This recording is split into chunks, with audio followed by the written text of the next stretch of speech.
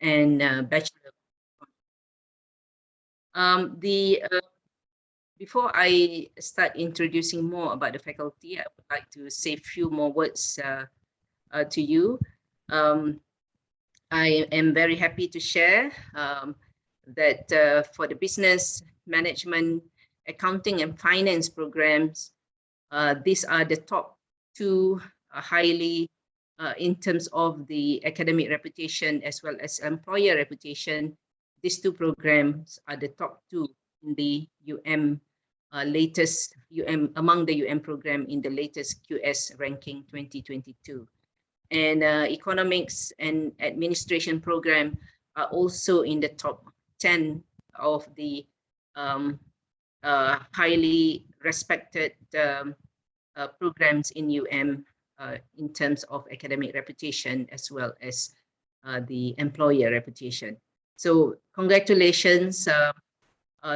We are very proud with this latest ranking because it's the proof that our hard work to provide you with the best education in the various program actually showing results.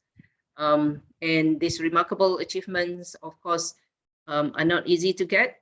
It's the result of very hard work among your lecturers, your administrators. So we hope that we can continue to provide you with the best experience in terms of university education.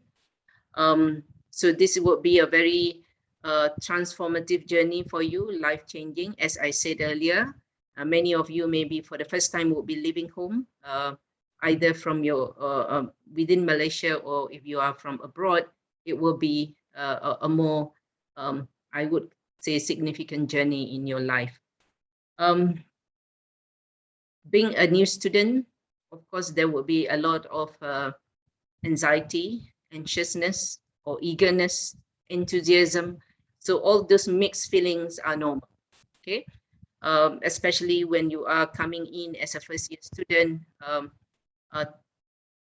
from the school experience to the university experience will be very different. I hope all of you will take this opportunity with great enthusiasm and great determination, regardless of what challenges coming ahead. In the process, you will meet new friends, new people, and of course, that will add up to a meaningful life experience for you that will create or will develop you into a better person, I hope. Okay. Let me introduce a little bit of Faculty of Business and Economics. Maybe when you apply to the university, the name of the program, the name of the faculties were different. It could be Bachelor of Accounting, Finance, and BBA were under Faculty of Business, and Bachelor of Economics was under Faculty of Economics. So about a month ago, this new faculty, Faculty of Business and Economics, was formed by the Senate, approved by the Senate. So we are just barely 1 month old, and I'm the dean of this new faculty. I was the dean in the Faculty of Business and Accountancy for almost 10 years. So with the new faculty, it will be a new journey for me as well. And I hope that we can continuously improve in order to make the students' experience much better as we move forward. This is a new experience for the faculty as well, for me personally, and also for your lecturers, your administrators. So as you come to the campus, because we have not been having students for the last 2 semesters, so the new students will be coming in, and you would see that maybe there are some adjustments that we need to make to accommodate the new structure of the new faculty. And there would be, if there are any new information that that come about, we will share with you accordingly to avoid any confusion. But let me assure you, the programs are the same. the Bachelor of Accounting, Bachelor of Business Administration, Bachelor of Finance, and Bachelor of Economics. They are the same program, and you'll be going through the same structure. Dr. Zul will go over with you about that, and lecturers would still be the same. But with the merged faculty, we hope that we can provide a better experience for the student in terms of running of the current program, as well as coming up with new programs in the future that will actually take advantage of the experts. Now that we have merged, we have experts from the three institutions, previously separate institution, to come together and provide and service the program to the students. So let me introduce a little bit about the faculty. As you could see the slide, so this is the main administrative building, the Bangunan Azman Hashim, we call it. So as you come to the near the vicinity, you will notice this iconic shaped building, which is a building donated by one of the top banker in Malaysia, Azman Hashim. So it will house the main administrative functions of the faculty. I will be in this building, as well as the deputy dean, higher degree, and head of departments. So this is the main gate of University Malaya. Once you arrive here, you will not miss this gate. Next. Okay. So I mentioned earlier, there will be 4 programs under undergraduate programs, and we have 11 master's program, 2 doctoral program. Next. Okay, our mission and vision. This is the new vision and mission of the University Malaya. The vision is global university impacting the world, and the vision is pushing the boundaries of knowledge and nurturing aspiring leaders. So we hope that after 4 years or 3.5 years in University Malaya, we will be able to nurture you to be leaders, not just in the government sectors, but in the private sectors as well. So the core value of UM, the acronym is poise, passion, oneness, integrity, sincerity, and empathy. And we hope that throughout your study here in University Malaya, as part of University Malaya family, you would also appreciate and practice the core values of UM. The core values of UM, not just to be for the students, but also for the staff as well. Next. Okay, a little bit of history. Just now I already mentioned to you. Actually, the business economics accounting program started in 1960s under the Faculty of Economics and Administration. If you look at the purple one, next purple is 1997. The new faculty of Business and Accountancy was formed. Okay, so that was 1997, where Business and Accounting program were taken out into a new faculty called Faculty of Business and Accountancy. In Puma, another faculty that was merged into Faculty of Business and Economics was established in 1999 to specifically focus on public policy management and management programs. So over the years, as the Faculty of Business, we focus on obtaining international recognition and accreditation. So if you could see in 2000, we formalized the Graduate School of Business.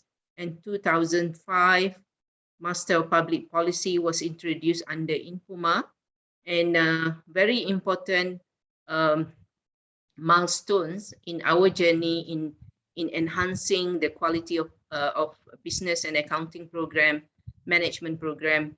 We obtained the accreditation of Association of MBA in 2007.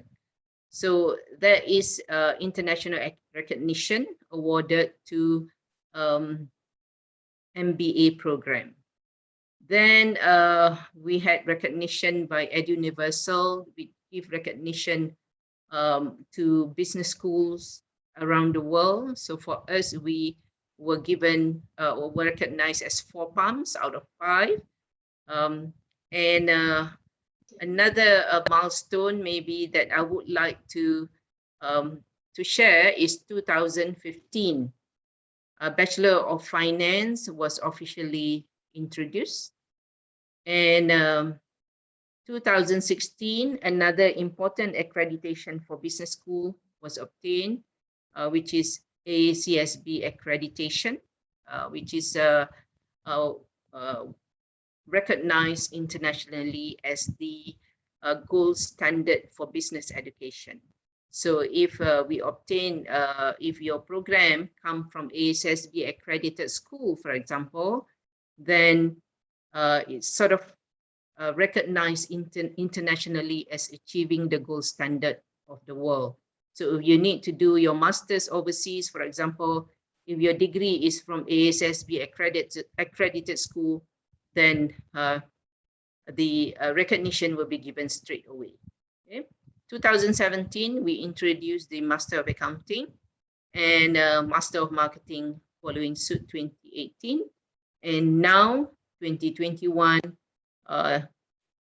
we are about a month old as Faculty of Business and Economics. That's in short a snapshot of our progress or our transformation throughout the years. Next. Okay, let me introduce to you the very important people in the management team.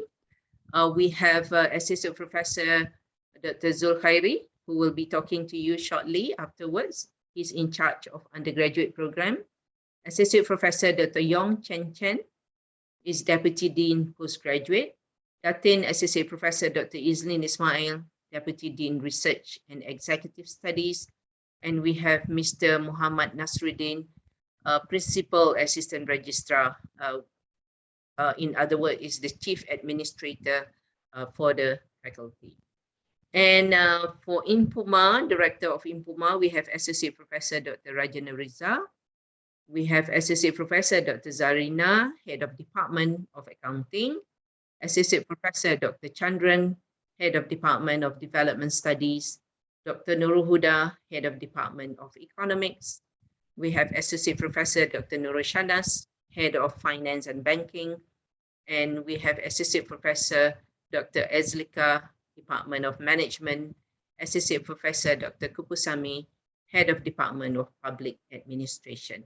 So these are the head of departments that will, you'll be seeing them throughout your 4 years of study here, 4 or 3.5 years of your study here. And the deputy deans, of course, you'll be seeing more of Dr. Zulkhairi because he's in charge of the undergraduate program. Next.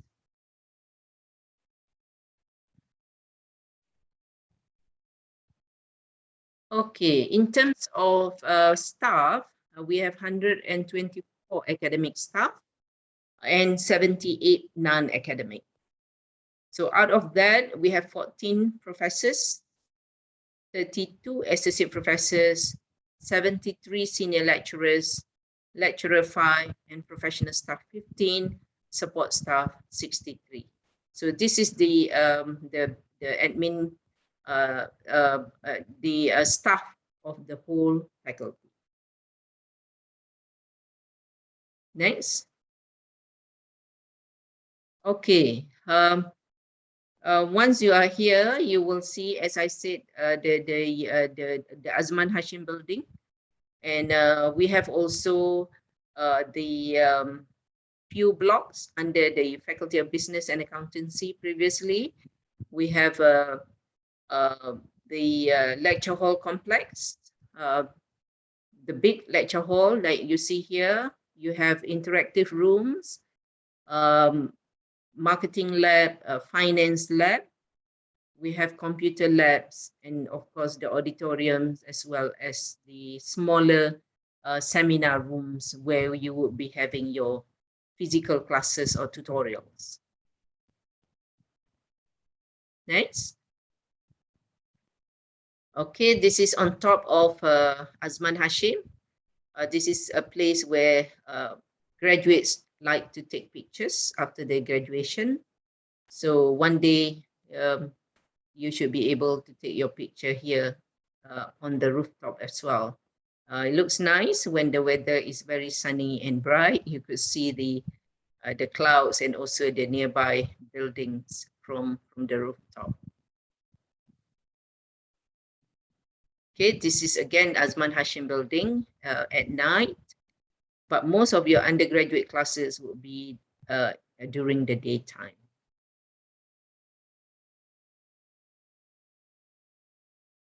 Okay, so this is the faculty of the economics, we now call it economics block, where you have the iconic lecture hall that looks like a spaceship here. This is the lecture hall that has all the big lecture halls. And on top of that, you could see the round building. That's where administrative office for the undergraduate will be, as well as the lecturer's room. And also we would have also other research centers and so on in this building as well. The other building next to the lecture hall complex, you could see the white building, also very unique in shape. So that is previously used for postgraduate for Faculty of Economics. So over there also you could have a lecturer's room as well as seminar rooms in that building as well. And at the back there, you could see other blocks as well that house the offices for the research centers and multi-purpose halls and so on. So as you come to campus, you can explore all this to see your class will be within these two complexes, business complex as well as economics complex. Next. Okay, for the bachelor degree mentioned earlier, these are the courses or programs that we have.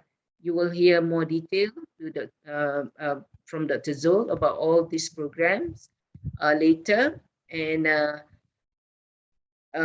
I know all of you will be either doing accounting or BBA or finance. So you could see the credits are slightly different. So that also tells us about the duration of the program as well. Next. At master's level, we have 11 programs, as mentioned earlier. And this may be not relevant to you now, but maybe as you progress,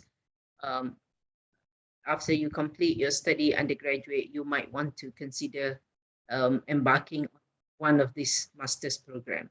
Of course, Master of Business Administration will require professional experience before you can actually join the program, because it is accredited program by AMBA. But for the other programs, I don't think we have any requirements for professional experience prior to joining the program. Next. All right. Later, as you progress into the program, there will be a lot of activities done either through clubs or through the courses that you enroll in. Either clubs would have a lot of activities with the professional or industry, and in the class also your lecturers will be bringing in guest lectures from the various organizations to share what is the latest practice, what is the latest in practice, so that when you go out, you are well aware, you are well versed theoretically as well as what is being practiced currently in the industry. So all these industries are actually some of the companies that we work very closely with through various programs, either activities or guest lectures or giving scholarships. Like Citibank, the Department of Finance actually had a special program, certificate program. I forgot the actual name of the certificate. Is it, not sure what was it? Prof. Uh-huh. Yeah, it's called the Financial Crime Compliance Certification. Okay, thank you, Sainaz. I forgot. And we had one batch of your seniors actually, while doing theirs, while studying here in the program, they actually attended the program and obtained the certification.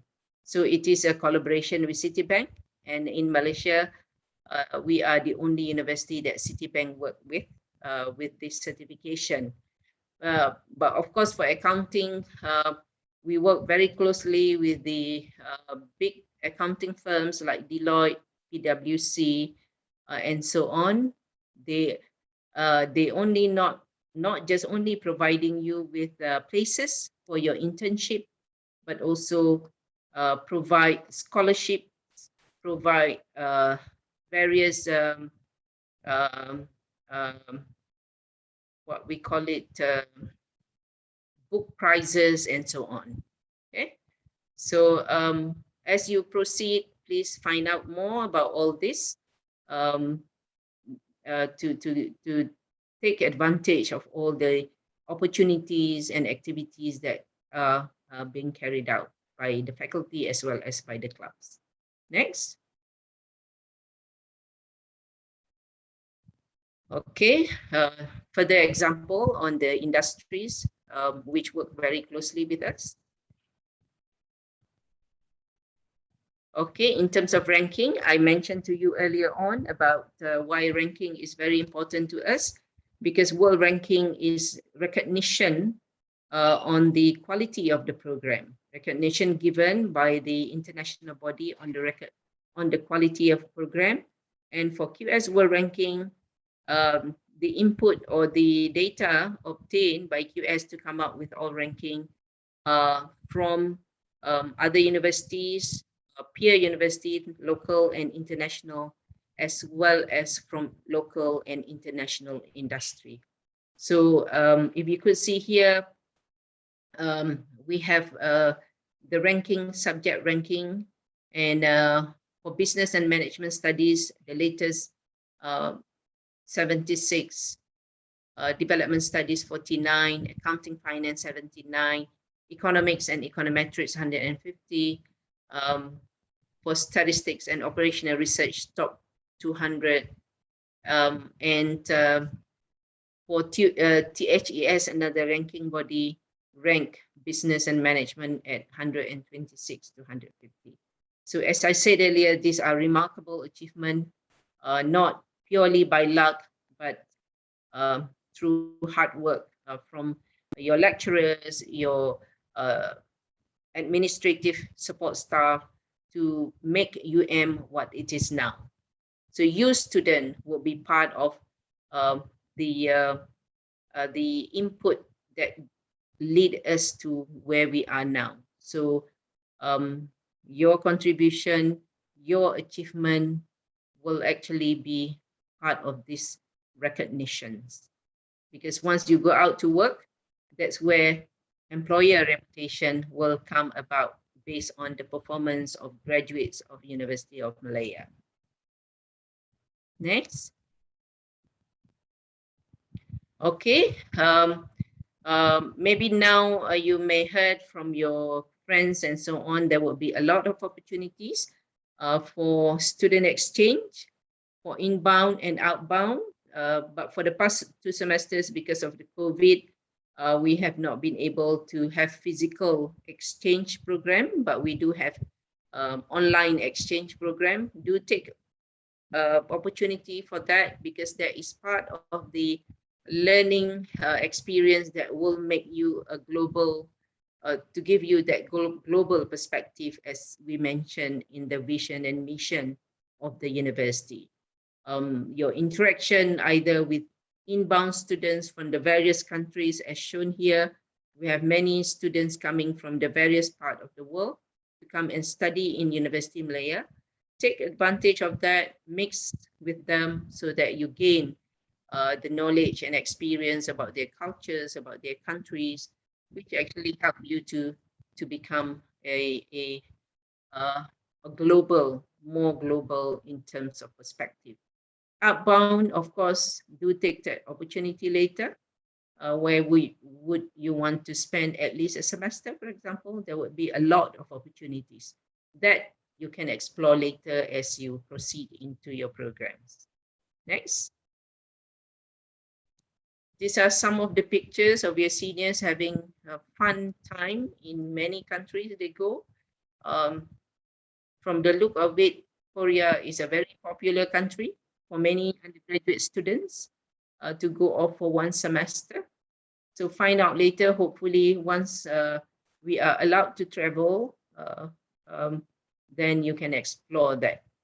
Where would you want to spend at least one semester away from a campus? Next. Okay, that's all from me. I think later you will be hearing more from Dr. Zul about your program, also about some of the policies related to the undergraduate program. Thank you so much. I wish you all the best in your future studies and all success for you. Thank you. Thank you so much, Prof, for the insightful speech. So I think we can proceed with our next session. Now I would like to call upon Associate Professor Dr. Zulkari Mustafa, Deputy Dean Undergraduate, to give his welcoming speech and to brief all of you on the academic matters. Thank you. Please welcome, Doctor. Okay, Assalamualaikum warahmatullahi wabarakatuh. Good morning to everybody. First, I would like to also again to welcome and also to congratulate all of you for making it to the University of Malaya. Most of our programs, I know you have been through lots of processes, including interviews as well. I know it's a nerve-wracking exercise for everybody, and finally you got through, and we finally been selected as one of our students in 4 programs that we offer in the faculty. So it's a good achievement, and I do hope the momentum, you will keep it until the end. All right, so this is just the beginning. Entering the University of Malaya doesn't mean that you can graduate from University of Malaya. Obviously, that's not the, I didn't want to discourage you, but the momentum, I'm sure you all are very excellent students. We pick the best students from the pool of students that have applied to our programs, and you have been finally selected. And I'm sure, and I believe all of you would be able to complete the studies successfully. Again, congratulations, and again, just to remind you that this is the beginning of the journey, and but let's look at through what I will actually share with you today. Next slide, Amal, please. Okay, that's my name. Okay, you can call me Dr. Zul, that's fine. Okay, I'm the Deputy Dean for Undergraduates, so I'll oversee all the undergraduate matters. Obviously, I will be assisted by the officers as well in order to handle all the administrative of the staff, and also a line of programs coordinators and other programs and other coordinators that will help me to actually make your journey smooth in University of Malaya. Next, Amal, please. Okay, what I'm going to do today, I basically have 3 aims of the briefing that I'm going to do today. First is to introduce you about the undergraduate at the Faculty of Business and Economics. Okay, that's the first aim. I think from there, I think the dean, after that, the dean and the academic staff will probably leave the session. Afterwards, I will continue to explain the selected and important University of Malaya Bachelor's Rules and Regulation 2019 that has been recently revised. So this is a very important part. I do hope all of you will be, staying and stay put and stay focused on this. And finally, to explain to you about the teaching and learning as well as the assessment for the coming semester 2021-2022. Okay, so there are three things that I'm going to talk about today, right? I'll probably skip this one because Prof already have mentioned about it. Okay, so let's go not too fast, Amal. Sorry. Okay, wow. 1 sec. I think Amal has gone too fast. Okay. Let's stop here perhaps. Okay, the accreditation, I know Prof have already mentioned about this, but I just want to highlight that for undergraduates programs, we have various professional accreditation and recognitions, including all the accounting as well as finance, as well as business. So we're also working for a few more that will be added on as we progress. Okay, so that actually, as what Prof mentioned, portray the recognition from the professional bodies as well as from the other accreditation institutions to the quality and to the content and also the quality of our programs. Okay, so this is some of the professional accreditation and recognitions that has accredited our programs in the faculty. Okay, next. Next, Amma. Okay, so I'm going to introduce to you the programs coordinator, which will be a very important person for your study in Faculty of Business and Economics. The first one is Dr. Fong Siu Wai. I'm not sure whether Dr. Fong is here or not, or maybe she's live at the Facebook. I think she couldn't come in because there are so many of you wanted to join. All right, so she will be in charge of Bachelor of Business Administration. So in terms of the programs, what courses and everything, she will then later on in this evening session will explain to you. For students in Bachelor of Business Administration, Bachelor of Finance, we have Associate Professor Dr. Muhammad Idil Abu Shukur. He is in charge of Bachelor of Finance. Bachelor of Accounting, we have Dr. Kamisa Ismail. And finally, for Bachelor of Economics, we have Dr. Ng Yin Mei, that will assist all the students for Bachelor of Economics. All right, so remember these faces, you will be seeing them this evening. Right, next. Okay, Prof have mentioned about the student exchange program earlier. All right, I would like to emphasize again, undergraduates life in University of Malaya does not confine to the academics alone. All right, as you expect also upon your graduation, your employers later on will be looking holistically on what are the things that you have, what kind of social soft skills that you have, what kind of leadership things that you have. All right, so as Prof have mentioned that for us, University of Malaya, we would like to cultivate you as a leaders. So I think we have around 600 plus students here with the new students. So 600 leaders we would like to produce. All right. So therefore, the experience that you have, we would like to offer different types of experience for you. And one of the way is through the students exchange program.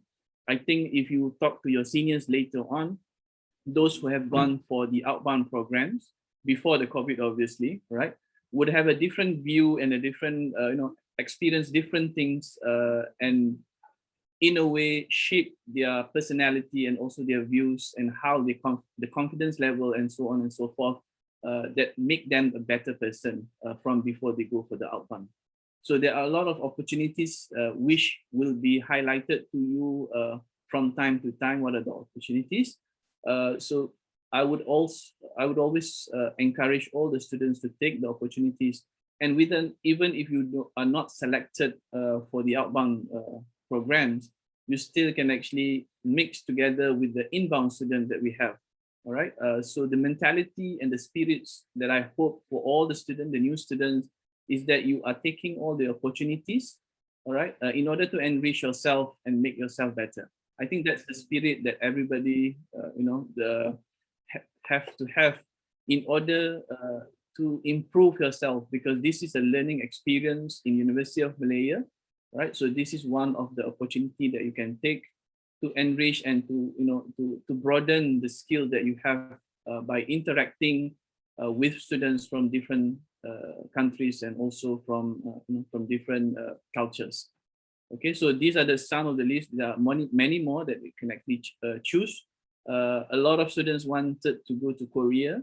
All right, it's been bold there. All right, that's the majority of the students where they would like to go. And obviously we all know what's the reason. But if you are looking at other countries, there are wide opportunity which is not listed there. Okay, next, Amal. We can skip this one, I think. Prof already mentioned. Okay, so this is one of the special program in our faculty, the 3Es program. This which is been sponsored by Genting. Again, the competition to sort of join this particular program is limited. But the students selected for this program will be fully sponsored by Genting Berhad.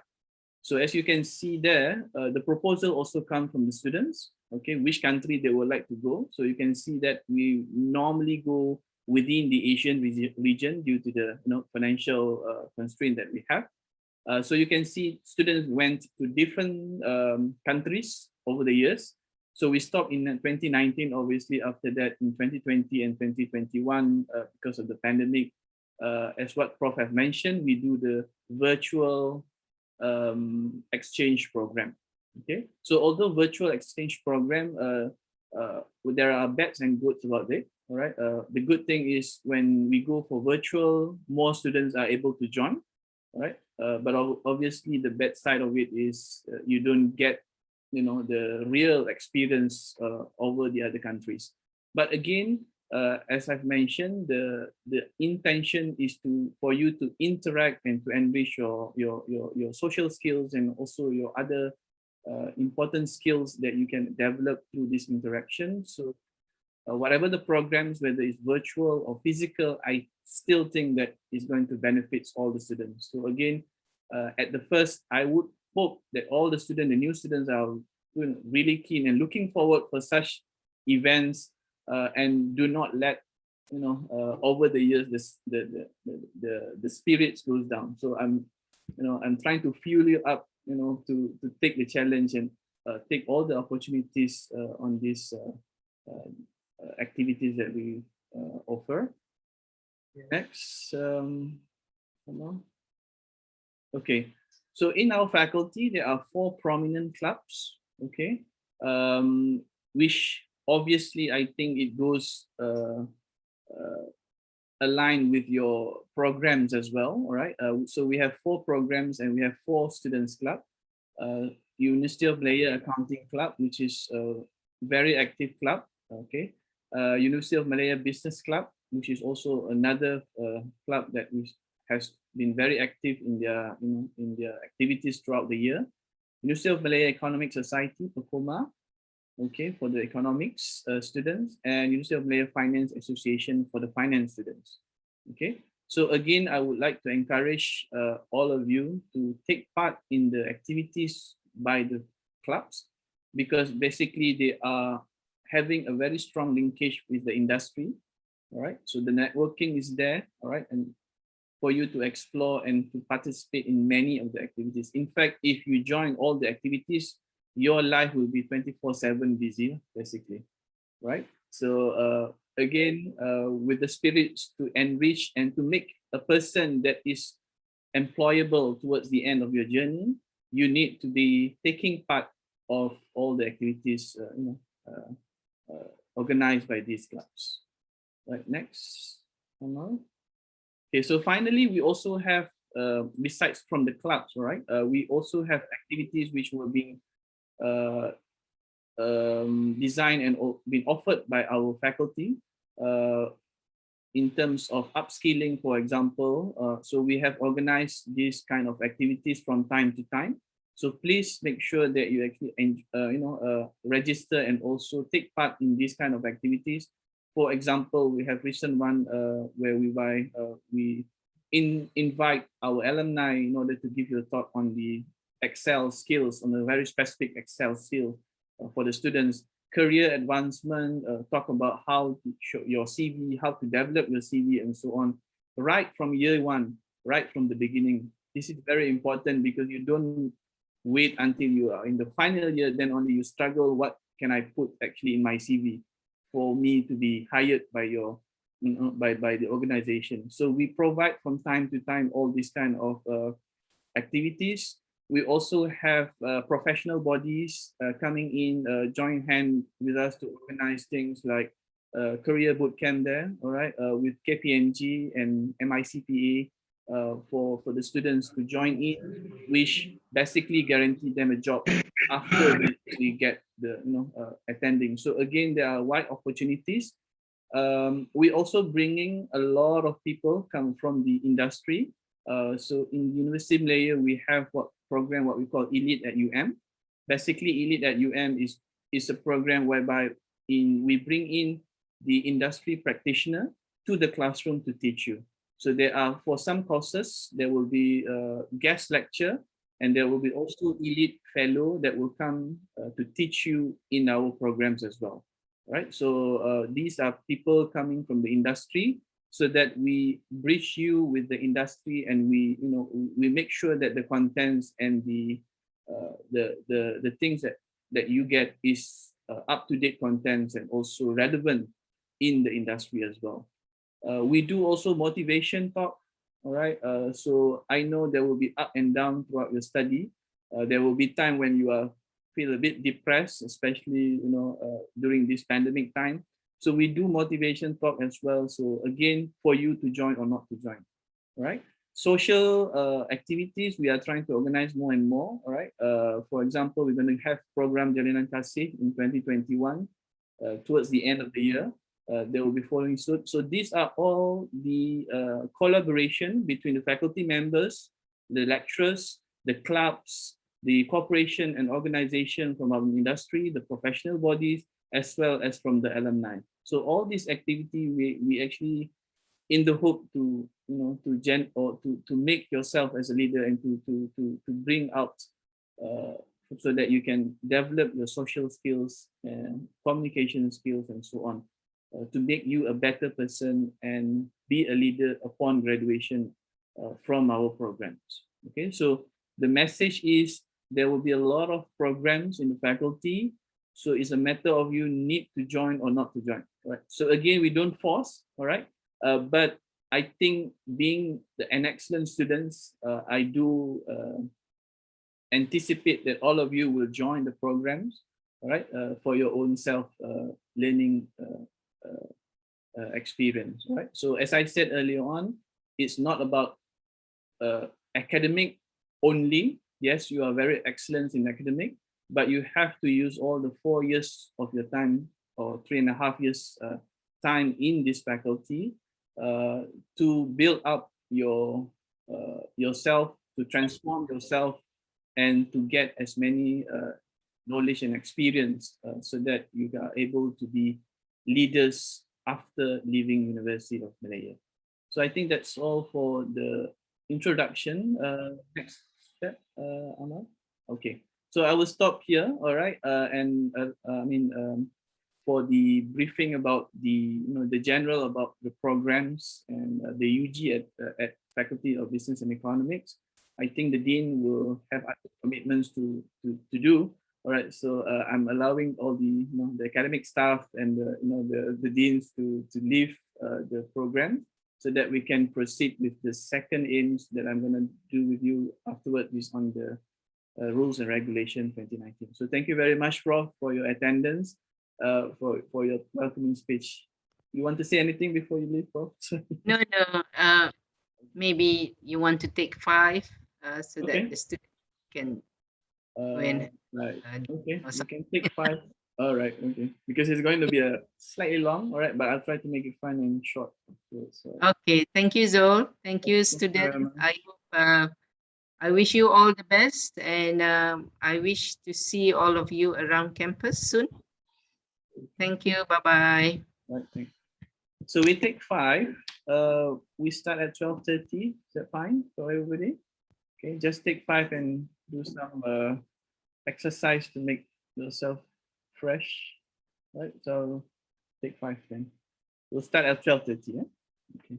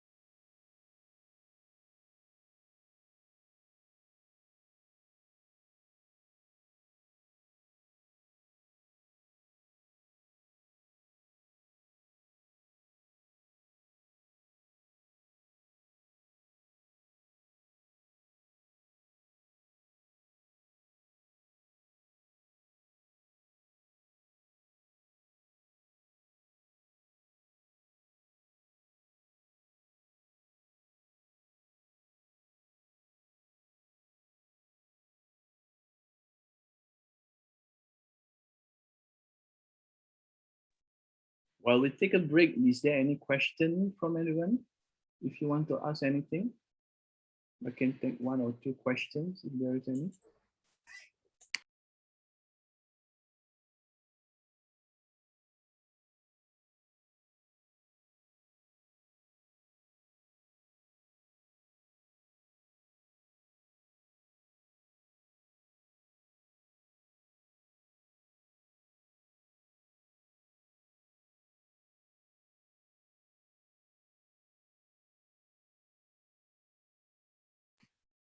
You can just type in the chat box if you would like to have any, to ask any questions. But obviously, maybe some of this question, if it relates to what I'm going to present, then I will reserve the answer afterwards. Any questions so far?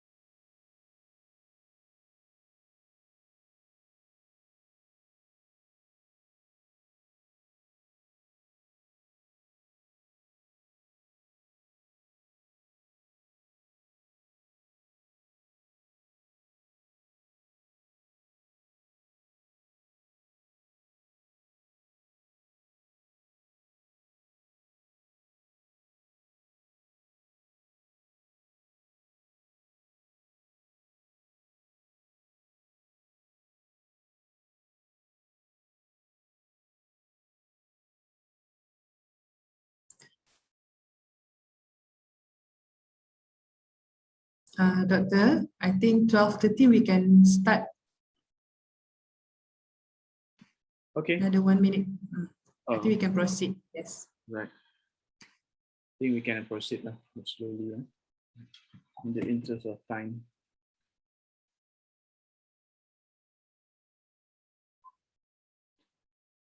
Okay, question. Okay, about the transfer credit, I will explain to that later. Yep, no worries. Mustafa, I'll go through that one. Is Faculty of Business and Economics have their own web page, just like previously FBA had? Yeah, we will in the process of doing that. It's going to take a bit of time for us to merge the 2 websites. So we will share it once it has been done. Because the formation of the new faculty is less than 1 month old, so we are still in the process of transition. Okay. Is it true some of the subject got class during semester break? Semester break will be meant for semester break, so no, I would say no. All right, unless there is a really a need for that. That would be, depending on the lecturers. But in general, no, there should not be any classes during the semester break. Okay, let's move on. I think we will have a look at the question later on. All right. So what I'm going to do now is try to make things simple. It's a hard task, all right, because the rules and regulations are pretty long. Okay, so I'll put a disclaimer here. All right, these the slides are being prepared based on the University Malaya Rules 2019 Bachelor Degree, and also the University Malaya Regulations 2019, which has been recently revised in 2021. Okay, I'm highlighting this because if you're trying to refer to your seniors, they are also as new as you. Okay, so you're gonna, you have to look at the revised version of the 2019. So there are things that has been drastically changes has been done in this revision. All right, so you are learning, you are listening this as fresh. Okay, so in the event that there is any conflicting facts, we will, the rules and regulations shall be used, right? But I hope there is no. Okay, let's look at the first thing. So first thing in general, discuss in general what in the rules and regulation. Next, okay. So in each semester, you will have 70 weeks of study, right? Each normal semester or common semester will mean that you're gonna have a 17 weeks of study, including your final exams and everything, right? So a semester system would be a normal semester system will be 17 weeks, okay, including everything. There will be a semester system other than the common semester, which what we call a special semester, which will be a different number of weeks. But in the common semester, there will be a 17 weeks of study, right? And all of you are treated as a full-time students. There is no single students here as a part-time student. All of our programs only admit full-time students. Okay, so the part-time students only applies for the postgraduate. So I just want to make it clear, when you read the University Malaya Rules and Regulation, none of our programs and our faculty are having a part-time study methods. All of you are full-time study with the minimum study of 14 credits in a common semester. Okay, so let's move on. Okay, the minimum and the maximum duration in general, there are 6, 7, and 8 system of study. For our programs in our faculty, we have 3 programs, which is 7 semester maximum, the duration of the study. Bachelor of Business Administration, Bachelor of Economics, and Bachelor of Finance are all having a 7 semester system of study, right? And for the Bachelor of Accounting, we have 8 semesters program plus one special semester. So if you look at the notes at the bottom here, is allowing that a special semester will be taken into account. For our Bachelor of Accounting program, you will have 8 semester of normal semester, 8 normal semester plus 1 special semester as the minimum duration of the program. Whereas for the other programs, all right, it will be a 7 normal semesters only, right? And the maximum is stated here, 11 and 12.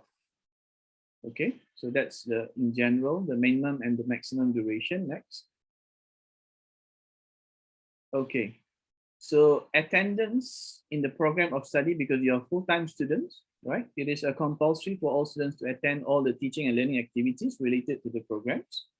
Okay, so if you are unable to attend any of the teaching and learning activities, your seminar, your tutorial, your lecture, you have to inform the lecturers in charge, all right, together with relevant supporting documents. Okay, so that is I hope that's clear, all right. So you, the last part here, a student may, with the approval of faculty, if you want to take another program at another university or institution, all right. The example of here is for many of the accounting students later on, you have the opportunity to also partake, the professional qualification together with a study. So this is allowed, but you have to get the approval from the faculty, right? So this must be made very clear. So in general, you shouldn't be enrolled into, you're not allowed to have 2 programs at the same time, but only with a special faculty approval for certain qualifications. All right, next. Okay. Some of you may be asking, can I finish earlier? I don't want to have 7 semester for the BBA, B Economics, or B BFin program. All right, can I graduate earlier than the minimum period just now, whether it's 7 or 8 periods a semester, right? So the answer is here. All right, you may be permitted 1 semester earlier than the minimum. All right, provided that you have fulfilled the total credits. Right, so each program has its own total credits. For example, Bachelor of Business Administration, total credits that is required for the program is 122, so you have to complete 122. How are you going to get it? You probably take the maximum amount of credits every semester. Then it's possible for you to graduate 1 semester earlier. That means the minimum for BBA is 7. You may graduate in your 6th semester if you are able to finish all the prep credits. Okay, notwithstanding the provision above. All right, you can also have even earlier than that. Okay, for the full-time students under 6th semester and 7th semester. So sorry, this is the one that I've mentioned. So you can have 5 for 6th semester and 7th semester in the case when there is a transfer of credits. Okay. All right. Next. For the registration, okay, this is quite important, all right, because you're going to start doing the course registration next week, I believe, all right, from the 4th of October until 11th of October, you will be doing course registration. Now, I just want to highlight to you that you are required to register for every semester that you have, right? So those who did not continuously register on the, from one semester to another semester will have the possibility of being terminated from the program if you fail to register for more than 2 consecutive semesters, right? So it's very important for you to register for every semester, all right? Next, how we work in the course registration, all right? The opportunity to register will be given to the seniors first, all right, followed by the more junior students, all right? And the registration will be in stages depending on what stage of study you are in, right? So for you, you are the new student. Obviously, you are the beginning stage of studies. Those students who obtain 35 credits and below. So the word here is registered. So if you're already registered in the first semester, let's say you take 21 credits, you will be under the beginning mode. Okay, beginning stage of study. Once you have complete 2 semesters, for example, so if you've taken 21 credits in the first semester, 19 credits in the second semester, you already get 40 credits, right? So in your second year, you will already be in the middle stage of the study, right? So you get the priority from the first year to register courses, right? Okay. So in University of Malaya, course registration will be on the first come, first serve basis. All right. So you need to be alert on the dates of registration so that whatever you plan to take will not be, come to the full registration, because there are limits of the classes for every semester. All right.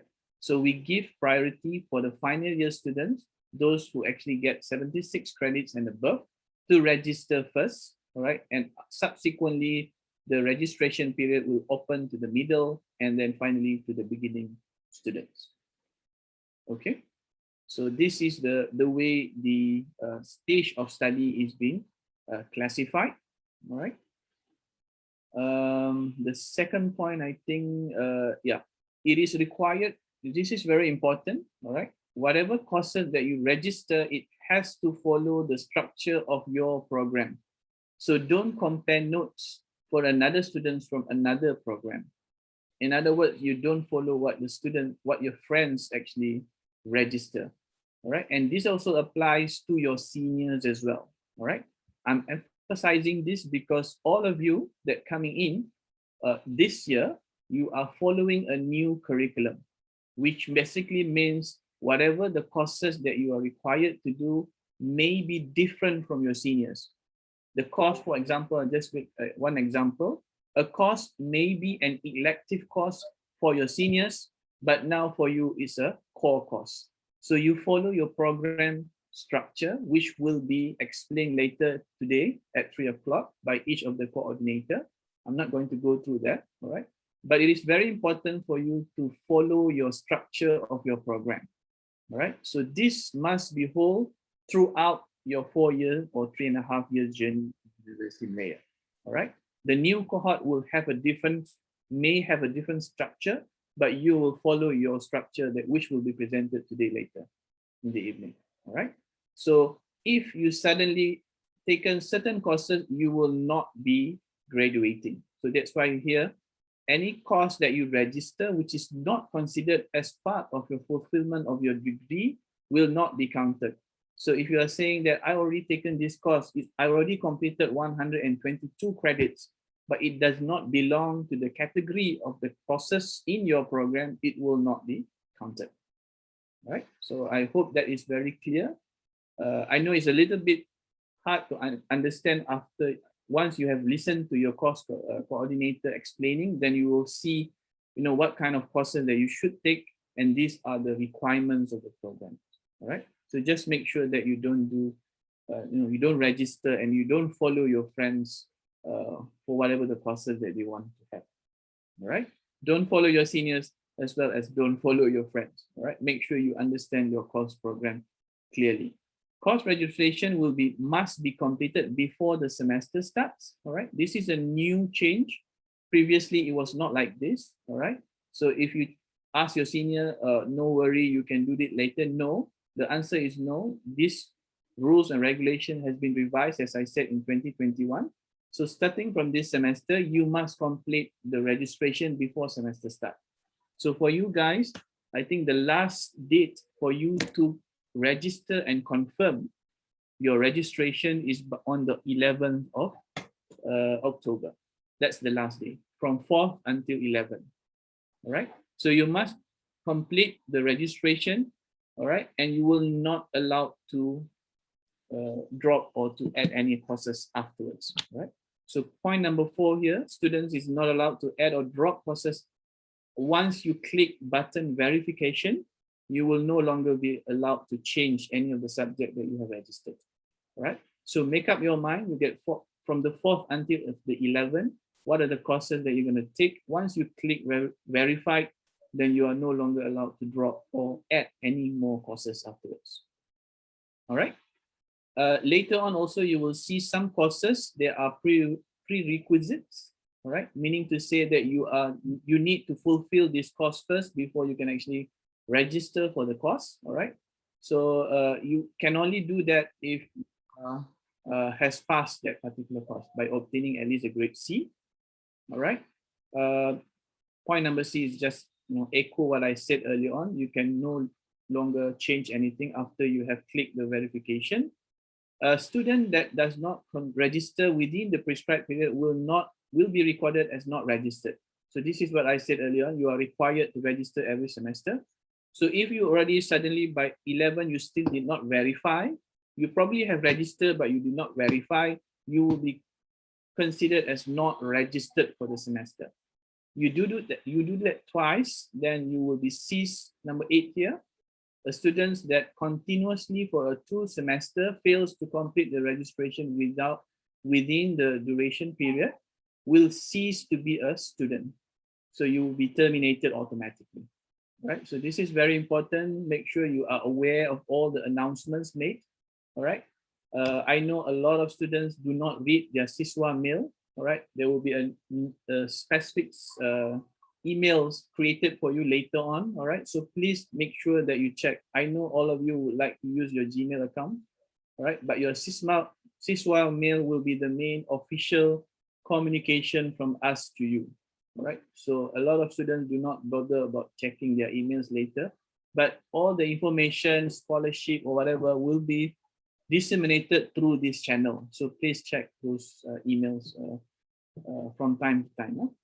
Right, next. okay, registration will not be allowed under the following circumstances.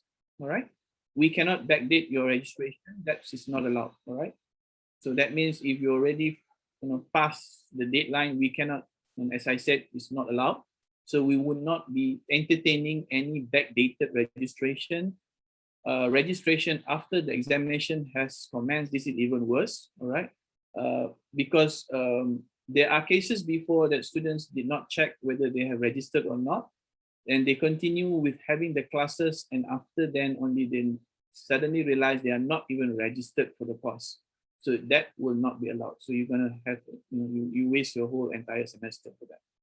Courses for prerequisites, you cannot take it simultaneously. As I mentioned earlier on, you need to pass one course first before you can do another course, right? So it cannot be taken.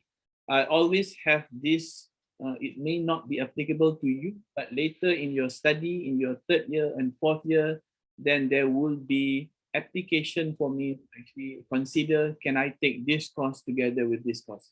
So I would like to highlight here that this is no longer allowed under the new rules and regulations. Okay, next. Okay, there will be how many courses that you can register. Okay, this will be explained by your program coordinator. There will be a suggestion what courses that you need to do. All right, but in general, the maximum credit that you can actually take in one normal semester, all right, is 22 credits. All right, for a special semester, the short semester between the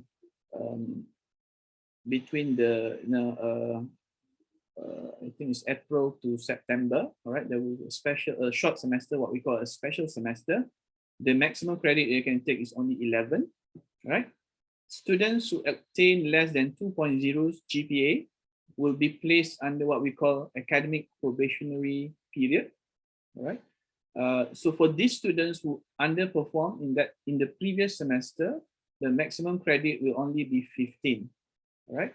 We do not allow the students who actually place under probation period to take more than 15 credits, simply because we want to help you so that you can focus on less number of courses and improve your grades in that semester. So that's the reason why there is a restriction should you come under the academic probation period, right? So I believe all of you are excellent students, shouldn't be placed under this, all right? We have very few students that come under this, and we hope with this new batch even lesser, all right? Next, okay. Having said that, the maximum for one academic session just now is only one semester, the 22 credits. Maximum in one semester is only 50. All right, and if that is in the case when you do not include industrial training, okay, and 52 is if you include with industrial training. So that means your semester 1, semester 2, and if there is any special semester, all together should not exceed 50 credits. All right, and again, it does not applicable for the students under academic probation period. This is for the normal students. Huh? Next, else? Okay, concurrent. All right, as I said earlier on, students should not be allowed to register concurrently with any other programs at other universities. All right, so if you by right, we can actually terminate you if we found out that you are also registered for another institution now. All right, so if you have, then you have to, drop the other courses from the other degree or another program. All right, so this is basically, as I said, for professional qualification, that has to be obtained from special permission from the faculty. All right, but not at your point of duration now. Next. Okay, so I finished on the registration part. Okay, next is on the withdrawal. Okay, so the question is, can I withdraw from a course once I have registered and confirmed? The answer is no. Right? So these rules are clearly state that once you have confirmed and verified your registration, you are not allowed to withdraw from a course for whatever reasons. All right. So students who stop attending the lecture and do not follow the teaching and learning will be given an F, right? Will fail, and the record will appear in your transcript after your graduation. Even though you subsequently took the course and get an A, still the fail course will appear in your transcript. All right, so you don't want that, to ruin the whole thing in your transcript. So make sure that you only register. Once you register, you have to complete the whole course. Right? The decision must be final. All right, whatever cost, for whatever reasons. If you are sick, if you are in the in the position whereby you cannot follow the course out no longer, then you have to not withdraw from a course, you have to withdraw from the whole semester. Because if you are sick, you cannot sick only to withdraw from one course, right? You have to withdraw from all courses. So that is allowed, that is going to be highlighted later. So let's move on next. So that's withdrawal from withdrawal for a semester, which means that you have problems in that semester, right? So it's not about the course, it's about problems that you face in that semester, all right? So a student is only allowed to withdraw from a semester after he or she has undergone his program for at least one semester, right? So for you guys, new students, this semester is a must for you to complete. You are not allowed to withdraw from this semester. You have to complete the first semester, right? From October until February, until January or February, okay? Complete the whole semester. Next semester, if you have any of the problem, then you are allowed to do. So if you're asking me, can I withdraw for this semester, start semester 2? The answer is no. The rules clearly state that you cannot do that, okay? Except for medical reasons, obviously, okay? So the withdrawal can be from any of these reasons, all right? Because of the personal reasons, because of mobility program reasons, you may be wanted to go from another to another university, for medical reasons, and also for the gap year leave. All right. So you must actually, if you want to withdraw, then you have to write in to the dean. All right, and you have to contact the officer. What are the procedures? I think I don't want to elaborate on here. All right. So if you are having a problem, then you have to contact the officers in charge. All right. So there is a period allowed. So you must do the application within the period for the withdrawal from the semester. Next. Okay. For mobility programs, the one that I've mentioned just now, to go to Korea or whatever, you have to do your first semester in UM first. Right? Second semester, then only you can apply for mobility. So those of you who are super excited to go for mobility, you cannot do this semester. You have to hold your, your anxiety or your eagerness to go for mobility program next semester. All right. So again, the withdrawal and everything must be done before there must be a proper application for you to do that. All right. For the gap year also, all right. Gap year is we also allow for the students to go for a gap year. For example, you just want to take a break to go to do some volunteer work somewhere in Palestine, for example. You want to take a gap year. You want to take 1 year leave from the this is also allowed, all right? For volunteerism, for any other mission, and for any other reasons, which is there is one guideline for you if you want to look at for the gap year leave, all right? So this is basically, you want to take one semester off. Maybe you want to try to work, maybe you are in accounting, so you want to take 1 year leave, go and try to work in the full time in one firm, for example, try out whether you like it or not, then only come back and decide and things like that. So you are also allowed to do that. All right. But again, the application must follow the procedure and also the period. All right. Next. Okay. So this is just the details of how it's going to be affecting the fees. All right. What kind of withdrawal and how is it going to affect the fee that and also the duration of the study. Right. So if for personal reason you withdraw, the withdrawal period will still be counted as part of the duration of the study. So if you remember, I said earlier on, the maximum study for BBA, BPhil, and also B Economics is 11 semester. If you took 2 semester off for personal reason, it still be counted as 11. So you must finish within 11 semesters, right? Some of them are not included. So that means it will be beyond the computation of 11 or 12 semesters, all right? Similarly, for medical reasons, it will not be counted, right? So if you take 2 semester leave, for example, for medical reasons, it will not be counted as part of the 11 or 12 semesters duration, the maximum duration that you have. Okay, next. All right, the maximum withdrawal is only 2 semesters, right? Taken continuously or separately. So altogether, throughout your duration of your study, you can only take withdraw from semester up to 2 semesters only, right? So for medical reasons, I want to highlight here, you must get the medical reports from registered medical practitioner. It's either you come to our University Malaya Student Health Clinic, or you go to the government hospital or teaching hospital like TPUM, UKM hospital, HUKM, University of Malaya Medical Center, obviously, and also private medical center. Here I highlight here, private medical center is not private clinics.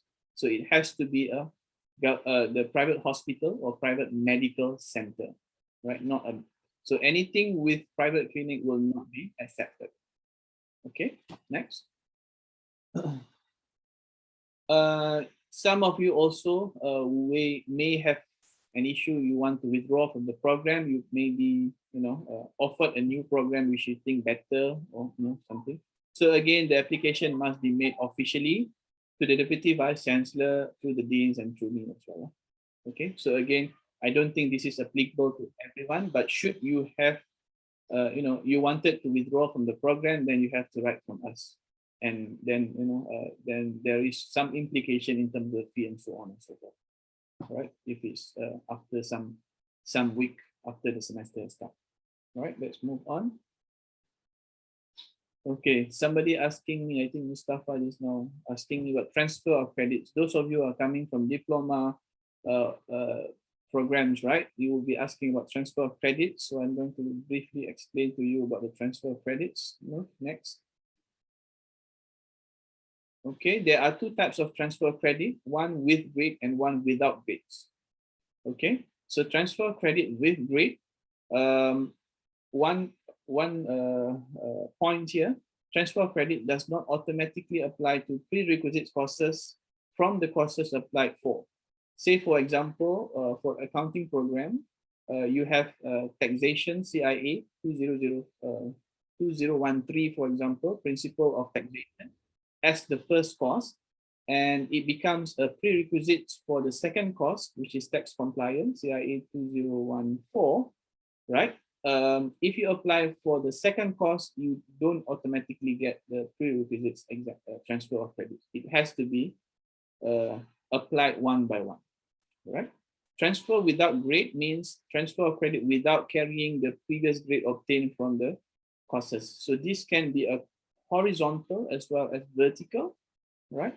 It can be coming from the same level of qualification. For example, if you are coming from degree in science, suddenly you want to come here, you can do the transfer of grades, right?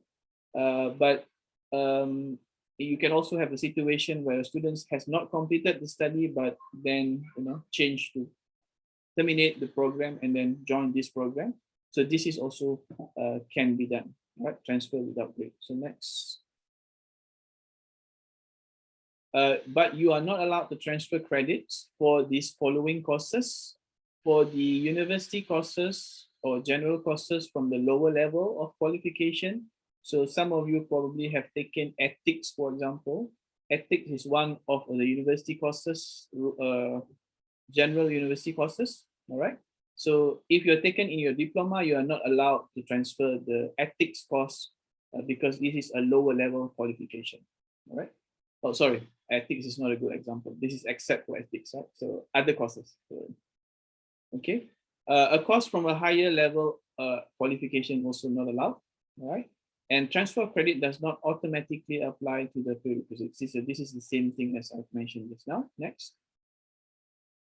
So I have to go a bit faster, all right? A courses transfer of credits with grade, okay? We will have an equivalent of the university grading system, which we have to look at the, what have you obtained and so on. So there will be a process on that, okay? And the moment you are allowed to transfer the credits with grade, it will be taken into account of the computation of your CGPA and also GPA. And you will not be, you don't have to take that course once it is been granted. Okay, next. This is very important. The moment you apply for transfer of credits and you get it, right? You will not be allowed, sorry, oh, no, sorry. This is something else, right?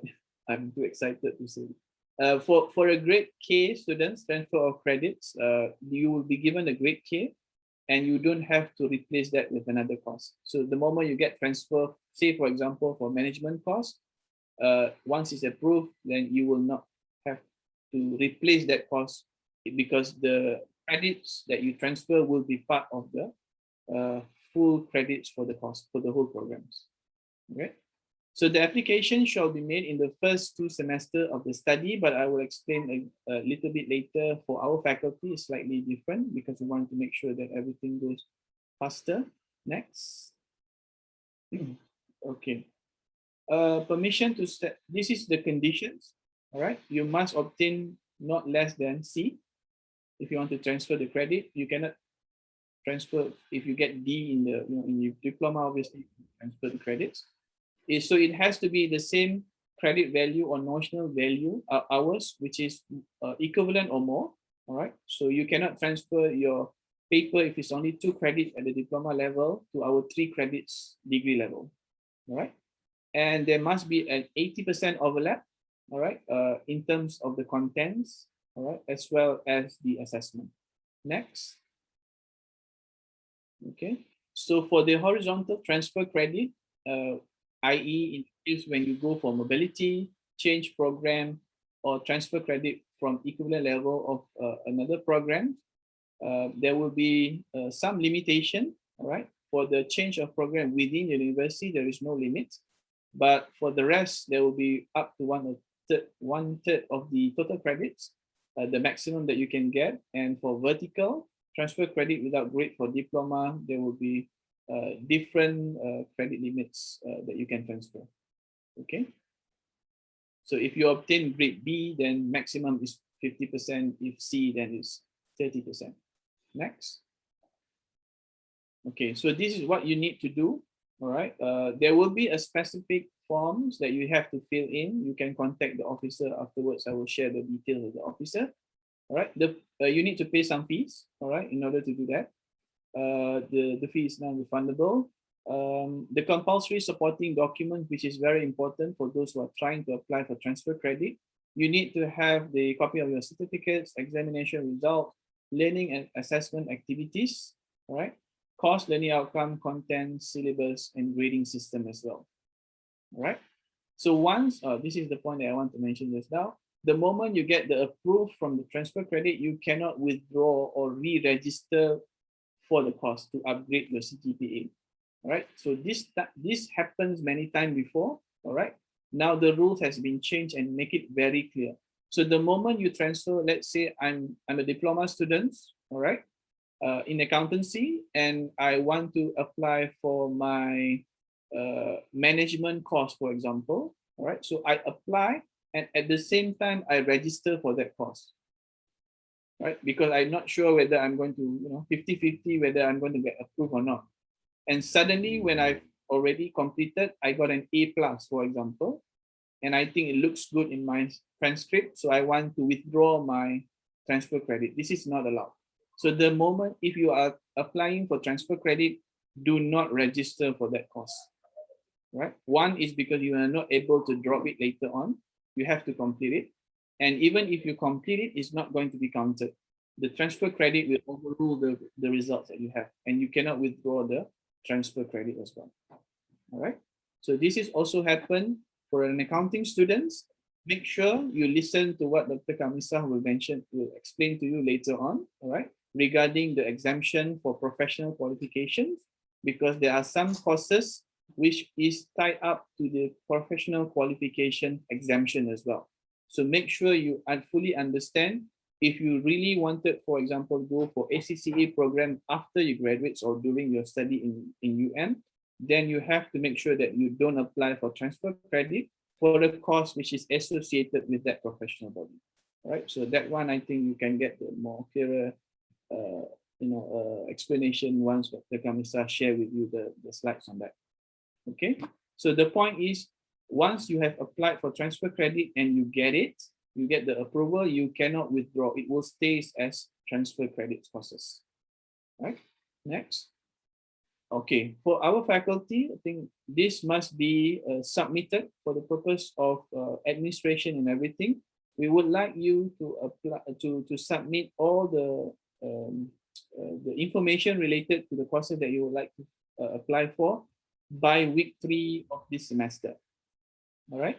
We want to make it to expedite this, because then it's going to affect the whole of the study plan. So you have to make sure, although as I mentioned earlier on, you have 2 semesters to apply for, but for our faculty, we strongly encourage all of the transfer credit must be submitted by 3rd week of the semester. All right. So you need to submit as just to recap, you need to pay and also show the proof of fees that you pay, the result that you get, the course contents and learning outcomes, all right, of the courses that you applied for, all right. And obviously for our courses, you don't have to, but from the institution that you're coming from, all right. And also for the assessment part, we require final exam questions as well. All right, so make sure all of these are completed. You get 3 weeks from now, not from now, from the first 3 weeks, right, to actually gather all the information, all right, in order for you to apply for the transfer of credits. All right, next. Course exemption, there could be some of the courses that you apply, maybe because you already have the knowledge, you want to apply for the course exemption. You can do that. Application is allowed only for university course or general course and elective course as well, only. All right, so not for the core course. All right, so for the purpose of this, you will be given a grade K1. All right, and if the course exemption results you in insufficient graduating credits, then the exempted course will need to be replaced from the other course from the same level. Okay, so again, there is a application form that you need to fill in, but I don't think this is quite rare for you to apply for the course exemption. Most of you go for the transfer credits. Okay, next. So we're done on the transfer credits. Assessment. Okay. In our faculty in University of Malaya, we have what we call 2 categories, either final exams or continuous assessment. But now we also have the alternative assessment to replace the final exams due to the fact that, because of the pandemic. So we have the 2 main components is either final exams or alternative assessment with continuous assessment. Right? So that's in general all the courses. Details, you need to look at each of the courses, right? The components. Next. So this there is a possibility for you to be barred from sitting from the final exam, especially in relation to your attendance for the course. The lecturer has the right, all right, to propose to the dean of the faculty to bar you from sitting for the final exams if if you are found to be not coming for the classes and so on and so forth. All right, but this will be the power by the dean of the faculty. All right, and so if you are being barred from the sitting from the final exam, then the result will be informed to you not later than the 3rd week of the lecture. Right, so this is rarely happens. All right, but just to highlight to you that there is a possibility for you to be barred from the sitting for the final exam if the lecturer has a solid proof that you are not pass satisfactorily. Next. This is about the grading system. Okay. Bear in mind here, the passing rate is 50, right? So you need to obtain 50 to get at least a grade C. Anything below that is failed, right? Okay. For any reasons, for medical reasons, if you cannot, attend the final exam and so on and so forth, there is one particular grade that you can get is grade I. Basically, this is if you have any problem in terms of medical, right, or any compassionate reasons. Example, like for example, you suddenly flooding or anything that happens, then we can actually take into consideration to give you a grade I. Next. Okay, so for the students, say for example, during your final exam date, you fell ill, for example, all right, then you have to submit the written request, all right, for us to grade you as a grade I just now, that I've mentioned just now, all right, so that you can explain to us what is the reason for you not to attend the final exam, all right.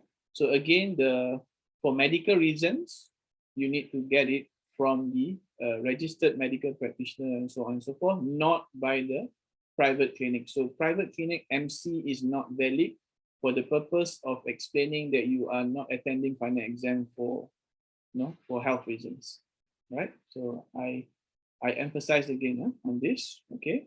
So if you are given grade I, then you will be allowed to have a special examination, which will be conducted not later than 2 weeks after the committee of examining. So you are given another chance for you to complete the final exam due to this, what we call medical or compassionate reasons. Okay, next. What is this? For the courses without final exams, again, I think the only difference here is the time. So you have another 1 week to explain the reason why you are finish the alternative assessment or whatever. Okay, so this is the power of being further to allow you to postpone the completion of the course. So if you are allowed, then again you will be given a grade I. All right, next. For the minimum requirement, all right, as long as you don't get less than 2.0, then you are okay. All right. Next. Okay. What is this? Okay, for the students, determination of the students' academic performance, right? The calculation is quite complex here. All right. For A to C program, for the A plus to C grade, then you will get the credits and it will be counted for the completion of the degree. But if you already taken a course, but you get C minus down to F, all right, it will not be counted. So you still have to retake the course, basically. It will not be calculated as credit that have been counted, all right? For key reason, the transfer credit just now, it will be the credit will be obtained and it will be it will be computed as part of the completion of the degree, right? So for example, if you apply for transfer credit for one course, management, 3 credits, that 3 credit will be part of your 122 or 121 total credits for the degree, right? So for our other reasons here, it will not be counted. So this is a different coding, which I said P is of progress and so on. So I don't want to go through. So the W is basically when you withdraw, then you don't count. All right, next. You can improve. All right. If you can repeat the same course only once, all right, and we will take that as the best point as to be calculated as the overall CGPA. So for example, if you taken one course, you get B plus, for example, you pass, but later on in subsequent year, I think repeat this course to improve my grade, then I get an A, then that's okay lah. Then A will be counted as the first CGPA. So you are allowed to do that once only for one course. All right. Okay. For the elective course, external faculty elective course, or what we call as SHE later on, or core curriculum, it will be taken as an addition. All right. It will not replace because it's going to be a different elective course, right? Okay. Next. This is regarding Dean Awards, all right? In order for you to get the Dean's Award, you need to get 3.7 and above, all right? With the number of other things here, all right? You should not get any lower than C in that particular semester, and you're not repeating any course that you failed, all right? So even if you get 3.7, but you are repeating one of the course, you will not get the Dean's Award, right? So the Dean's Award, this is the, what do you call that? The conditions. Next. This is telling you what are the academic dishonesty is all about, all right? Plagiarism, false accepts, falsifying information, cheating in exam, all these are not to do, all right? So I think I don't want to go through that. Next. So what happens is if you do that, then you go against it, you will be facing the disciplinary committee, all right? Next, it's on appeal. Appeal against exams results, you can do that within 7 days. Once the results is released, you got 7 days to appeal for the results. Okay, next. Okay, but in order for us to go through, the rule states that you need to pay some fees. I cannot remember what's the rate. Can't remember the rates. Okay, it's non-refundable. All right. So what happened is that the faculty will then appoint another examiner to look at your course and to remark the exams. All right, and once it's been released, then the new grades will apply. So there is a possibility you apply, you get a B, for example, you're not satisfied, you think you should get an A. The second examiner have a look at it, and you get, instead of B, you may be downgraded to B minus or C. All right, there is a possibility, and also there is a possibility for you to maintain the grade, you still get a B, or there is a possibility that you may have achieve a higher grade. Right? So there are all three possibilities, but these will be finalized with the Faculty Appeals Committee. Next. Okay, appeal to extend the duration. This happens, we will not apply to you now. All right, as I've mentioned, there is a maximum study period. All right, 11 semester or 12 semester, depending whether which program you are in. For accounting student, maximum semester is 12 or 12 semester. So what happens if you cannot complete still after you are reaching 12? So there is an appeal for you to extend the study. All right. So I'm just highlighting here. All right, which I don't think this is too far for you to apply now. All right, but just bear in mind there is an appeal procedure if you want to extend the study of your studies. All right. So there is a maximum extension duration period as well. Right. So failure, if you are still given another 2 semesters, still fail to finish all the credits required, then we will terminate. Next. Okay, next. Right. In the case when you lapse study, remember I said earlier on you forgot to register within the prescribed period for 2 consecutive semesters, you'll be terminated. No appeal will happen here. Right. The students cannot appeal if you fail to register for 2 semesters. Either you've gone missing for 2 semesters, you don't register for any courses, you will automatically be terminated and you will not allowed to be submitting any appeal to us. All right, this is also new. All right, so bear in mind on this, don't let it happen. Next. Appeal to continue the study. Once you have been terminated for other reasons than that, then you can apply for that. But then it will have to go to the Faculty Appeals Committee and also to the University Appeals Committee. All right. So I don't want to, because the failure is not because of the lapse, but because of the academic performance. Also, when you expire the maximum duration. For this one, you can appeal, but not for the lapse or not registering for 2 consecutive semesters. Okay, so these are the procedure that you need to follow. All right, I don't want to overwhelm you with this. You can look at it later. Okay, the another part is on the academic advisor. This is also important. Next. Okay, we have a panel of academic advisor, which is appointed amongst the best of our lecturers, not the best, the coolest lecturers around. Okay, which is going to help you, to guide you in planning of your program. Right, I understand later on in this evening you will listen to your program coordinator, but these programs the study plan is planned for everybody, right? Along the way, you could possibly found that you need help and guidance from them. So you can there is an academic advisor system, all right, that will help you to provide you with with the academic related matters for for if you have any problems in that.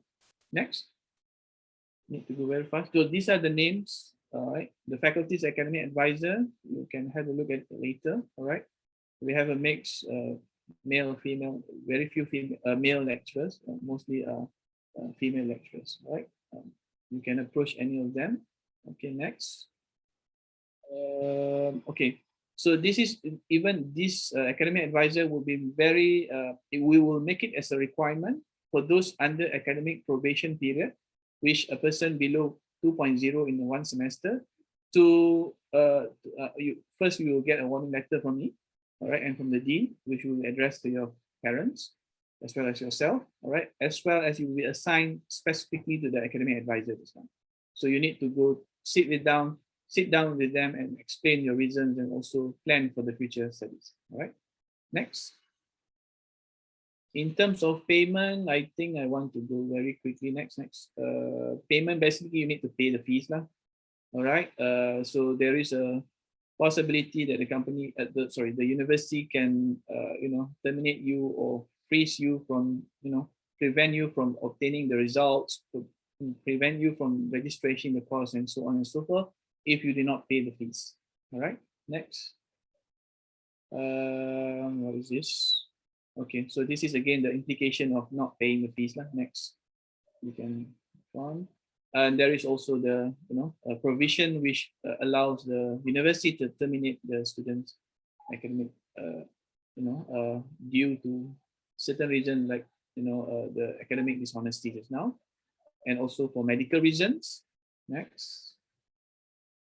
And also for you not achieving the academic performance as expected, right? So the reason that you can be terminated is maybe because of the disciplinary. Second is on the medical reasons and also on the academic performance here. So you should, well, I don't think I don't expect any of you will come under this situation, but if you happen to obtain 1.3 point GPA or less for 2 consecutive semesters, you can be terminated. If you're having less than 2.0, that means under probation for 4 consecutive semesters, also will be terminated. If you obtain grade F, remember earlier on, C- and below is a fail. But if for you to get 3F for one course, you can also be terminated, right? And obtain CGPA less than 1.0 for 2 consecutive semesters, or you have reached your maximum prescribed period. All right, so let's not talk about this negative part, but just make sure that you are aware of it. All right, next. Change of study. Some of you are wishing to get into degree. Some of you are offered BBA, you wanted to go to BACC. Some of you offered B Finance, you want to go to economic, and so on and so forth. The rules state clearly you are not allowed to change the program. Okay, but there is a clause 2 and 3 which also gives some sub-regulation, which if you wanted to do that, you need to finish your first semester first, second semester onward, then only you can apply. But the application should not come to the faculty. The application should go directly to the Deputy Vice Chancellor. All right. So later on, but again, I don't advise a lot of things. A lot of times, it will not be approved. All right. So that's the reason. But if you still want to try your luck, then you can go direct to the Deputy Vice Chancellor, provided that you have done 1 semester at least in the current programs. Next. Graduation, the good news thing. So next, graduation, once you have fulfilled everything, then you can graduate. Okay. But obviously, if you have done something wrong, you do falsify information, then we have the right to take the graduation back from you. Okay, next, need to pay all the fee and everything. You get the Dean's Award again. This is, I think it's quite repetitive, right? Yeah. So we can skip this for the Dean's Award. Next. And if you want to go for distinction, all right? So for our degree, we don't have honor, we only have distinction and then honors, right? So if you are aiming for honors, you have to fulfill all these four, right? So it's quite important right from the beginning, all right? You need to clear what is the requirement. First requirement, you must get at least 3.7 for your final CGPA. After 4 years or after 3.5 years, you need to get this. But this alone does not guarantee you to get the distinction. You must never repeat any course where you failed or upgraded. So if you intend to get 3.7, you cannot improve the one that I mentioned just now. All right. Then you must never obtain any F from any courses throughout your study. All right. And finally, this one is very important. You must complete within the minimum period. So from the Bachelor of Finance, Bachelor of Business Admin, and also Bachelor of Economics, you must graduate in semester 7. So if you graduate in semester 8, you get 3.7, you do not fulfill this, you do not get distinction, although your CGPA is 3.7. Okay, I hope that's clear. There are 4 things that needs to be fulfilled before you can get pass with honor with distinction in the graduation book. Okay, next. Okay, finally I've done on the rules and regulation. Okay, so for more information, our officers is Cik Amal, all right, the MC, all right, this is email address, and also Cik Nur Hidayah, which will be in charge of Bachelor of Finance and also Bachelor of Economics. Cik Amal will be looking after Bachelor of Accounting and Bachelor of Business Administration, all right, and they will be helped. There are more officers basically, but these are the specific officers, staff that you can liaise for BACC, BBA, BEC, and BFIN. So Cik Vel for B Economics, Puan Helwa is for BFIN, Puan Hasnah is for Bachelor of Accounting, and Puan Razimah is for the Bachelor of Business Administration. Next. Okay, this one will be very brief. All right, finally, my last aim. I know I've taken so long, right? Okay. All right, so some of you are asking what happened for our teaching and learning next semester. All right, so for our faculty, this is for our faculty. All in all programs in our faculty will have 2 weeks of hybrid classes, and the rest of 12 weeks will be online classes. All right, every course in all programs, okay, with some exception. For example, courses run by the part-timer will have 100% online classes. Okay. Second, the hybrid class will commence in week number 3. Week 3, not immediately in week 1 and week 2. Week 1 and 2 will be online class. Starting from week 3 until week 13, there will be hybrid classes. All right, from one course to one course. So you need to refer to the detailed schedule, which will be provided afterwards. All right, for what courses will be conducted on hybrid basis. So during the hybrid class, a limited number of students will be allowed to join the face-to-face class at the faculty. All right, because the venue will vary from one class to another class, it will be dependent on the number of the size of the class, how many people are allowed to join the face-to-face class. The rest will join online class, right, which will be made concurrently. Okay, so what happened, those people are coming for face-to-face class. In the whole hybrid classes, we will designate a venue with the cameras and also all the necessary equipments, so that the students are not able to join the face-to-face class will be able to continue learning concurrently online. All right, so we will follow the proper the normal SOPs, cleaning and so on and so forth after each class to make sure that. All right, and more importantly, only fully vaccinated students which has passed the 14 weeks after the last dose, right, will be allowed to join the face-to-face class. All right, next. For assessment. Oh, sorry, this is the detailed schedule. This is an example. We will circulating this. All right. So for example, if you are registered for this class 1001 CIA Introductory Accounting, we will see that in the detailed schedule, the hybrid week will be mentioned here so that you know exactly what date. All right. Okay. And whether the course have any final exam or not, all right? In the case the course does not have any final exam, then it will state it here as alternative assessment. What type of assessment you have to meet Dr. Haslida to know later on. What kind of alternative assessment, all right? This is this class, all right? This will be 2 groups basically on this, okay? So we will have all 111 courses in our faculty program, all right? Which the designated hybrid week. So other than that, it will be fully online, all right? Next. Okay, so for the assessment, all assessment will also be conducted online, all right, including the final exam. Some of the courses you see there is a final exam with the dates, all right? So please refer to the detailed schedule also to know when your final exam, okay? For those with the final exam, students will be required to use responders proctoring tool.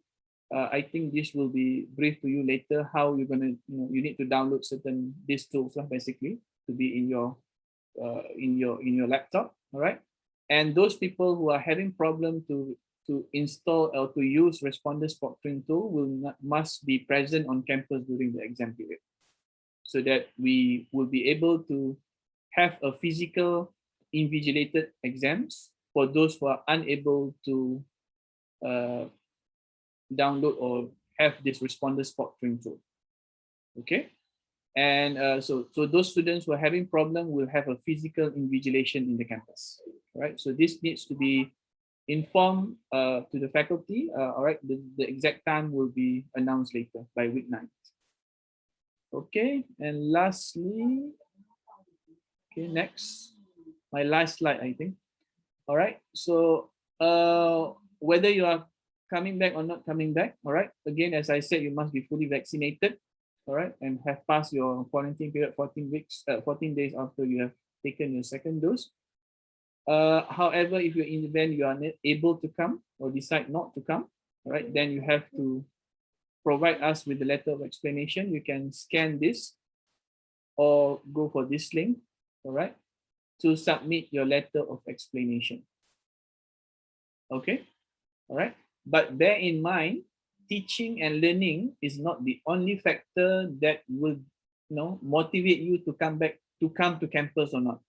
As I said, campus life is not about teaching and learning per se. You have the whole range of other things that happens in the campus, all right? So you have, if you want to get the live campus, experience is not, the teaching and learning activities is not the only factor that you motivate you to come to campus or not, because we have, library services and everything else which is in campus that you can never experience if you opt to come, not coming back to the campus. But we give the opportunity here, if you do not want to come back, to come to the campus due to the fact that on these certain weeks there is a hybrid classes and the numbers are limited, then we need you to write us to the letter, all right? That letter can be, addressed to the Dean of the Faculty, Professor Dr. Cik Rohana, explaining the reasons. Okay, so only one submission per student. Right, thank you very much for the attention. I think that's all. I know it's a very long briefing, all right? And it's lunchtime also. So can I have a few questions if I can address? The rest you can still contact our, go to our virtual rooms and so on. Yep. Anything else? Anything? Dr. Zhou, there's a question from student whether they can get this presentation. Yeah, we can share reference. this. I think we can share this in our virtual open booth. Virtual booth. Virtual booth, right? Yeah. Yes. Yeah. Sure. And we also will share with you the details of the schedule. The one that I've mentioned just now is only the snapshot of the example, right? So we have another 111 courses, all right? So you can have a look at that also. Any other thing? So if you want to ask about the details of the program, it will be shared with you with the program coordinator later. Any other question? I think everybody is hungry now.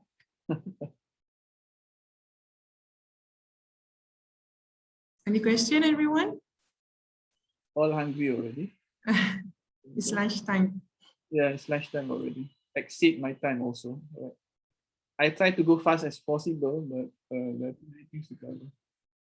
Okay. If there is no questions, then I would like to end my presentation. Thank you very much. Over to you, Amma. Thank you. Okay, thank you so much, Dr. Zulkhairi. So I know a lot of things that you need to absorb in just a few hours, okay, but just don't forget that we, as what have been shared by Dr. Zul, we have our administration staff who will help you and assist you. Okay, for the course, just to inform you before we escalate the information, by 4th of October until 11th October for course module registration, we will open a virtual counter. So don't worry, we will email to all of you the details that you need before you started your class. So all the informations we will email to you, and we also will upload it into our website and also the virtual booth. Okay, so this recording today also will be shared on our virtual booth after the pre-recorded video is ready. Okay, so I hope that everyone have a little bit of idea regarding our rules and regulation. So now I think it's already 1:40 p.m. So all of you need to have your lunch. So before we end this session, just to remind all of you, by 3 p.m. we will have a program briefing by our coordinators, and we'll have a session with the clubs, the academics club. Okay. So you need to come back at 3 p.m. But for Bachelor of Accounting, Bachelor of Finance, and also Bachelor of Business Administration student, you will have a session at 2:30 p.m. with our student union representative. Okay, I have sent an email to invitation email to all of you yesterday. So you can join through that Zoom link. Okay, so we will try to share also live through Facebook. If you can't join the link, you can straight away go to our Facebook to watch the presentation by our student union. Okay, so see you at 3 p.m. So have a good rest for a while, for another 1 hour. Thank you so much, everyone. Okay, thank you. All the best.